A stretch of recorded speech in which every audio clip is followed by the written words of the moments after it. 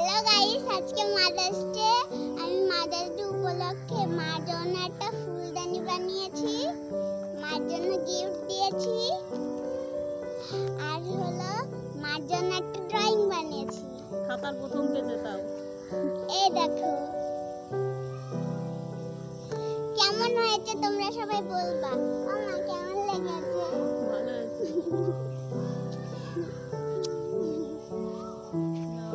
বন্ধুরা, তোমরা তো দেখেই নিলে নেহা আমাকে গিফট করলো।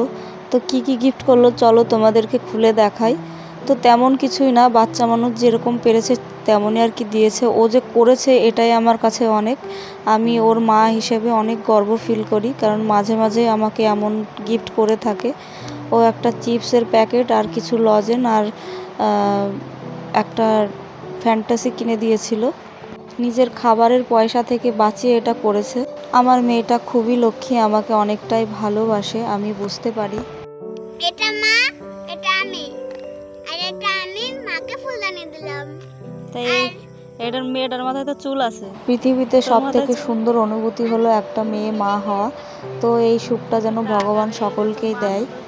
তো ভিডিওটা কেমন লাগলো সকলে জানিও, আর কার কার বাচ্চারা এরকম করে থাকে কমেন্টে জানিও। সকলে ভালো থেকো।